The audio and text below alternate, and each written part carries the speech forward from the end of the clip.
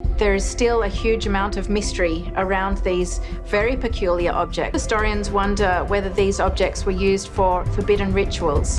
Whether Roman dodecahedrons were used during rituals or for more pragmatic purposes, they remain a fascinating enigma. For 200 years, historians called it unsolvable. A small bronze object, 12-sided, each face pierced, each corner crowned with a mysterious knob, never documented, never explained, never admitted by the Romans. And yet, it's only a bloody Roman dodecahedron. More than 100 have been unearthed across the empire, scattered like breadcrumbs leading to a secret someone desperately wanted buried. Then, in 2025, researchers finally opened one, and what they found inside was older than Rome itself. Traces of human bone fused with ritual substances no one could identify. From no civilization we thought we understood. Who made it? Why did Rome hide it? And what does it reveal about a history the empire tried to erase? Tonight, we uncover the artifact that shouldn't exist, and the truth no one was meant to see. A dodecahedron, the empire's secret. When we think of ancient Rome, we imagine precision. Aqueducts stretching across continents, engineered to carry water with mathematical perfection. Roads built so well they still exist 2,000 years later.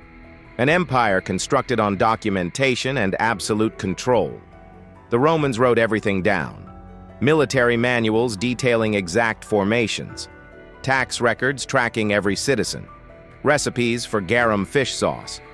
Even bathroom graffiti preserved on the walls of Pompeii. They cataloged their world with obsessive, compulsive detail. And yet they never once mentioned this. The Roman dodecahedron is a small, hollow bronze object with 12 perfectly formed pentagonal faces. Each face is pierced by a circular hole. And here's where it gets strange. No two holes are exactly the same size.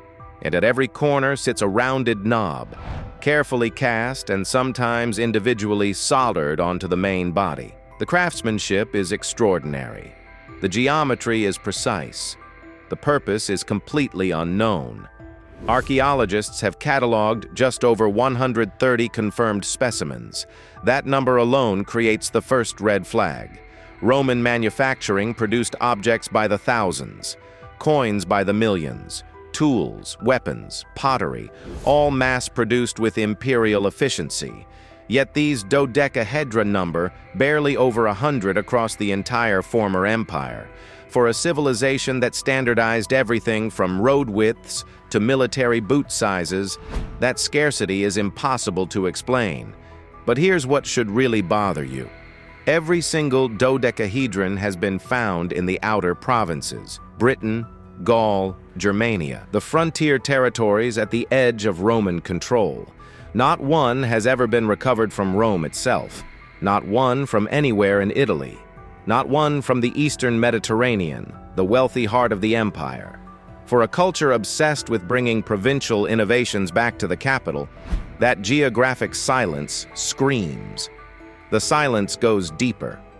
Despite thousands of Roman reliefs depicting tools, rituals, daily life, and religious ceremonies, not a single image anywhere shows a dodecahedron. No carving on a temple wall, no fresco in a villa, no mosaic on a bathhouse floor, no mention in any surviving text from any Roman author. Pliny the Elder wrote about everything from elephant behavior to mining techniques. He never mentioned these objects. No one did. Someone didn't just forget about the dodecahedra. Someone erased them. Then, for 2 centuries, no one could figure out why. The bronze enigma.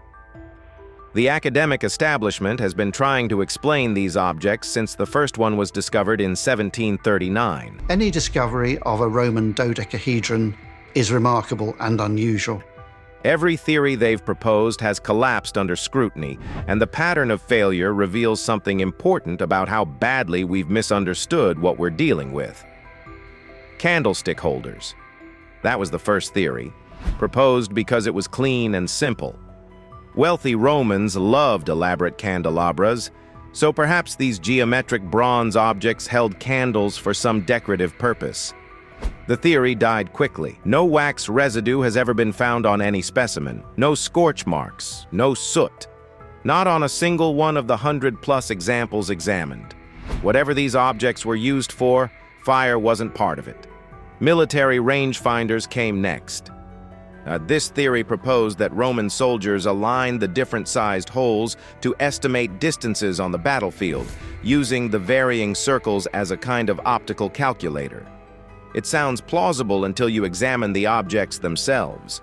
The holes vary wildly in size, even on the same dodecahedron, with no apparent pattern or calibration. No carrying cases have ever been found. No dodecahedron has ever been discovered near military equipment, in a fort, or on a battlefield. Roman soldiers documented their equipment meticulously. Not one military manual mentions these objects. The knitting gauge theory gained traction online in recent years. The idea was elegant. Varying hole sizes supposedly helped craftspeople create differently sized finger loops for gloves, and the different circles would standardize the knitting of military mittens for cold frontier provinces. It sounds reasonable until you understand Roman textile practices. Roman knitting didn't require circular gauges. More importantly, the metallurgy needed to cast these precise bronze objects far exceeds anything required for making mittens. If you just needed different-sized holes, you could drill them into wood in an afternoon. You wouldn't commission a bronze smith to create a geometrically perfect 12-sided object. And here's the detail that kills the theory completely. No wool fibers have ever been found inside any dodecahedron. Not one strand, not one microscopic fiber, nothing. Religious objects, survey instruments, children's toys, astronomical calculators, fortune-telling devices, every mainstream explanation has been proposed, examined and discarded. Too fragile for weapons, too complex for toys, too inconsistent for measurement, too expensive for casual use, and yet someone invested significant resources casting them in bronze, a material that required specialized craftsmen, expensive tin imports, and considerable skill. Someone made these objects deliberately, carefully, and then made sure no record of their purpose survived. For over 2 centuries, academia had nothing. No answers, no framework, just a bronze puzzle that shouldn't exist sitting in museum drawers, too weird to display, too mysterious to explain. Then came Norton Disney. The Norton Disney Dodecahedron. Summer 2023. A quiet English village called Norton Disney. Population barely 300, surrounded by farmland that has been cultivated since before the Romans arrived. Volunteers conducting a formal archaeological dig were carefully removing soil layer by layer, documenting a site that showed signs of Romano-British occupation. Dr. Richard Parker, a 20-year veteran of Romano-British excavations, was overseeing the work when a volunteer's trowel struck something metallic. The field went silent. When I saw what was emerging, Parker later told colleagues, everyone just stopped. I'd never seen a dodecahedron in person, only photographs, only museum displays behind glass, but here it was, coming out of the ground in front of me. Unlike most specimens, which have been pulled randomly from fields by amateur metal detectorists with no context and no documentation, this dodecahedron was excavated scientifically, layer by layer, photograph by photograph, in what archaeologists call a sealed context, meaning the soil layers above and around it had never been disturbed since antiquity. Whatever this object was doing here, it had been placed deliberately in the 3rd century and never moved. The dodecahedron wasn't alone. It was buried alongside 3rd century coins, pottery fragments, and iron tools. The surrounding soil revealed post-hole outlines, indicating a villa or workshop had once stood on the site. This wasn't a careless loss, someone dropping a valuable object while walking through a field. This was intentional concealment. Someone buried this object on purpose and never came back for it. The condition shocked everyone. Most ancient bronzes emerge from the ground corroded, pitted, covered in green patina. This dodecahedron looked almost new. Mirror-like bronze surface. No significant corrosion, no cracks, and soldered knobs perfectly intact after 1,700 years underground. Okay, so I was made aware of an article the other day called "Fake Roman Dodecahedron Causes Upset." When Parker lifted it into sunlight, its geometry cast dazzling pentagonal shadows that layered on top of each other as the object rotated. It looked designed to react to light, one team member noted. Like that was the point. The Norton Disney dodecahedron was sent to laboratories for analysis, and nobody was prepared for what the tests would reveal. The 2025 revelation, early 2025. A joint research paper leaked online before its official publication date. The archaeological community erupted. Dr. Elena Richter's team had conducted extensive metallurgical analysis on the Norton Disney dodecahedron alongside several museum specimens that had been sitting in drawers for decades. Their conclusion defied 2 centuries of assumption. The most iconic dodecahedron discovered in Britain wasn't Roman at all.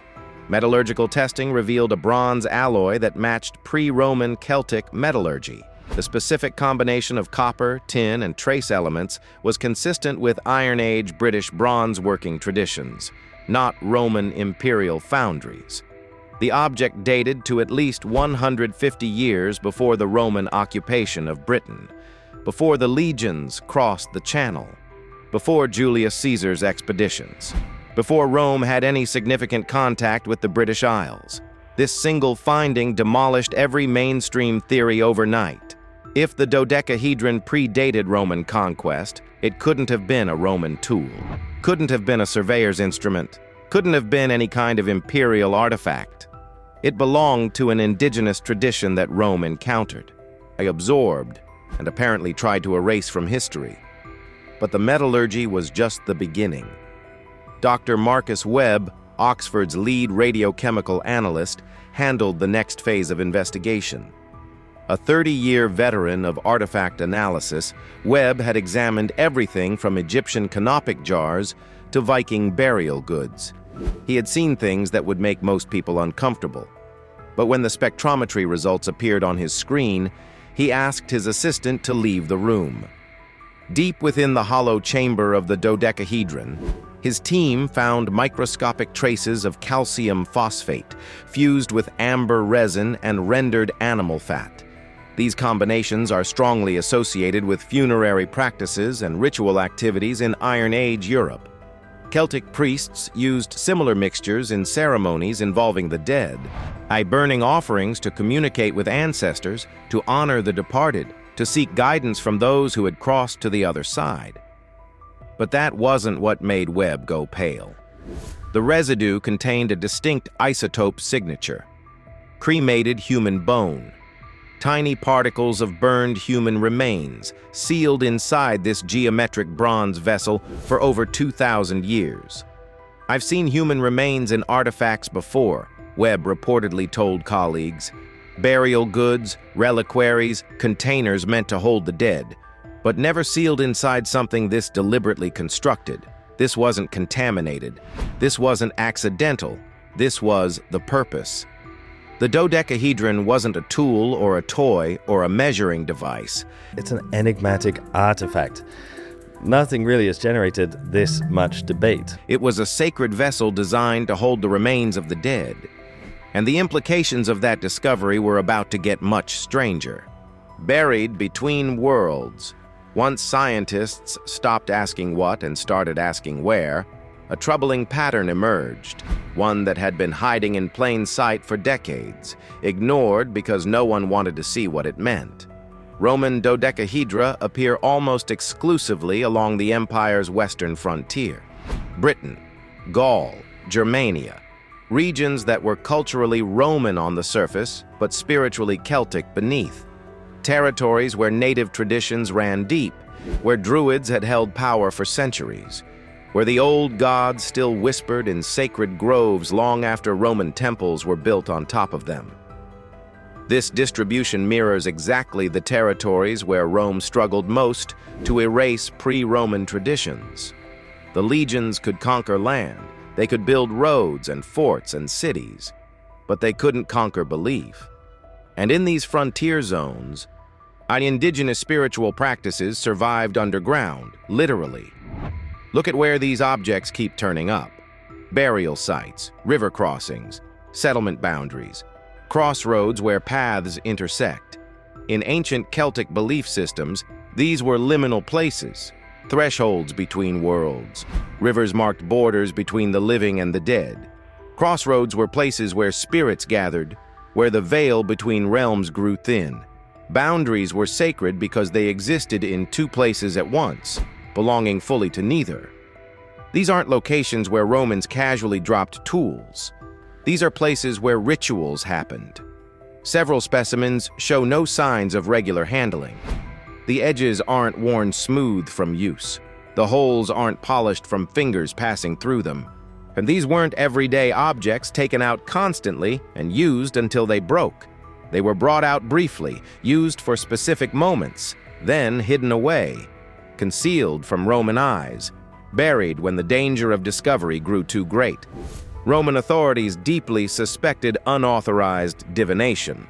Laws like the Lex Cornelia criminalized magic and unsanctioned religious activity with severe penalties, including death. Druids were specifically targeted for elimination. Their sacred groves were cut down. Their practices were forbidden. Objects associated with those practices wouldn't be cataloged by Roman officials. They would be suppressed, confiscated, destroyed, or hidden by the faithful, buried in sacred places, waiting for a time when it was safe to practice the old ways again. That time never came. The practitioners died. The knowledge was lost, and the dodecahedra remained in the ground, keeping their secrets. The distribution explained where. The residue explained what. But a forgotten manuscript was about to explain why, and why Rome wanted it erased from memory. The Forbidden Manuscript. Late 2024, Dr. Isabel Morrow, a paleographer specializing in medieval Latin, was examining forgotten manuscripts in Swiss monastic archives. These collections contain thousands of documents copied by monks over centuries, preserving fragments of knowledge from the ancient world that survived nowhere else.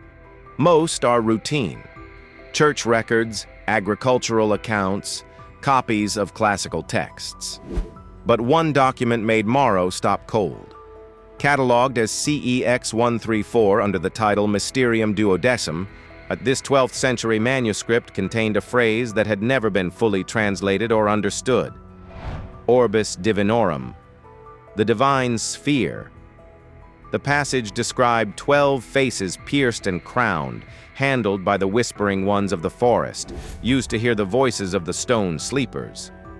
The language was deliberately obscure, the kind of coded writing medieval monks used when copying texts they found spiritually dangerous but too important to destroy. Then high-resolution UV imaging revealed what centuries of handling had obscured, a full paragraph that changed everything. Morrow set down her notes with trembling hands. The text described a bronze object with 12 perforated sides and rounded protrusions at each vertex, a perfect match for the archaeological dodecahedra. But the manuscript went further. It warned that such spheres were not to be shown under the imperial eye and should be buried when the stars turned thrice upon the wolf's shadow. Astronomers matched that phrase to a triple lunar eclipse cycle used in Druidic calendars. A specific astronomical event that occurred at irregular intervals, apparently serving as a signal for practitioners to hide their sacred objects from Roman persecution. The instruction eerily mirrored how real dodecahedra have been found. Intact, deliberately buried, often near sites with astronomical significance. The stone sleepers. The phrase appeared multiple times in the manuscript. Contextual analysis left little doubt about its meaning. The dead, those who had passed beyond. the ancestors whose guidance the living sought through ritual and sacrifice. The dodecahedron wasn't just a container for cremated remains, it was a communication device, a sacred vessel designed to bridge the gap between living and deceased. The varying hole sizes weren't random manufacturing inconsistencies. They were deliberately created to cast specific shadow patterns when light passed through them. Patterns that perhaps carried meaning, messages, prophecies, and Rome wanted every trace of this practice destroyed. Light, shadow, and sacrifice. Scientists at the universities of Ghent and Oxford replicated dodecahedra using precision-printed models. They wanted to test how these objects interact with natural forces, particularly light. What they discovered added another layer to an already disturbing mystery. Placed in direct sunlight, the dodecahedra didn't cast random shadows, and the holes projected circular beams that moved in symmetrical patterns as the sun traveled across the sky. One researcher described it as a solar dial without numbers, a way of marking time, or perhaps marking something else entirely. During equinox testing, when day and night are equal length, the models cast near-perfect pentagonal outlines that rotated slowly throughout the day. The geometry wasn't decorative, it was functional. These objects were designed to interact with celestial light in specific, predictable ways. But the shadow experiments were only half the story. Oxford's radiochemical lab analyzed 5 authentic specimens from museum collections. 3 contained burnt organic matter, carbon particles, oxidized copper salts indicating extreme heat, animal blood proteins, botanical residues including lavender, thyme, and pine resin, all plants associated with funeral rituals in Celtic tradition. The chemical structure partially matched ancient Egyptian embalming mixtures, suggesting a sophisticated understanding of preservation that had no business existing in Iron Age Britain. This wasn't contaminated. This was deliberate burning of ritual substances inside or near the object. Fire was part of the ceremony. Smoke was part of the communication. The dodecahedron wasn't just geometry. It was a sacred vessel for ceremonies involving fire, scent, light, shadow, and possibly sacrifice. The picture that emerged was disturbing in its completeness. Cremated human remains were placed inside the hollow chamber. Ritual substances were burned, filling the object with sacred smoke. The dodecahedron was held up to sunlight, casting its geometric shadows. And perhaps prayers were spoken. Perhaps messages were received. And then, when Roman persecution made the practice too dangerous, the objects were buried in sacred locations, waiting for faithful hands that would never return. The silence. Here's what should disturb you most about this entire story. Despite over 130 discoveries spanning nearly 3 centuries of archaeology, the Roman dodecahedron has never been the subject of a single major funded research project. No museum has mounted a comprehensive exhibition. No university has established a dedicated study program. No documentary crew has been granted full access to examine multiple specimens side by side. The British Museum didn't display one until 2014. They had specimens sitting in storage drawers for decades, and they kept them hidden. Not because the objects were damaged or unremarkable, but because no one knew what to say about them. How do you write a museum placard for something you cannot explain? A leaked transcript from a 2022 archaeological conference revealed the professional frustration bubbling beneath the surface. One senior researcher called it a career killer, too fringe to attract funding, too weird to publish in respected journals, too dangerous to professional reputation. Another attendee noted that grant applications mentioning dodecahedra were routinely rejected without explanation, as if the topic itself was contaminated. This wasn't ignorance. This was avoidance. The dodecahedron wasn't ignored because it was unimportant. It was ignored because it threatened the comfortable narrative we've constructed about ancient Europe. The story we tell ourselves says Rome brought civilization to barbarian lands, roads where there had been mud, laws where there had been chaos, literacy where there had been ignorance, order imposed on primitive peoples who should have been grateful for conquest. The dodecahedra suggest something else entirely. They suggest the peoples Rome conquered possessed sophisticated spiritual technologies the empire couldn't comprehend. Knowledge systems that operated on principles Roman rationality couldn't absorb. Sacred practices so threatening to imperial authority that they had to be erased completely, not just suppressed, but eliminated from memory itself. Rome was remarkably tolerant of foreign religions when those religions bent the knee. They adopted Greek gods, Egyptian gods, Persian mystery cults. Temples to Isis stood in Roman cities. Mithras was worshipped by legionnaires. But Druidic practices were different. They were hunted with a ferocity reserved for existential threats. The Druids were executed. Their sacred groves were burned. Their practices were criminalized under penalty of death. And their objects, the physical vessels of their spiritual technology, were erased so thoroughly that even their existence vanished from human knowledge. The dodecahedra survived only because the faithful buried them. Hidden in sacred ground, at river crossings, at the boundaries between worlds, they waited for hands that would never return. The practitioners died. The knowledge died with them. And for 17 centuries, these bronze vessels kept their secrets in the dark. The silence wasn't an accident. It was the final victory of an empire that could conquer land but not belief. Rome buried what it couldn't control, and academia, perhaps unconsciously, continued the burial. The dodecahedron has returned from the shadows of history, but it has not told us everything.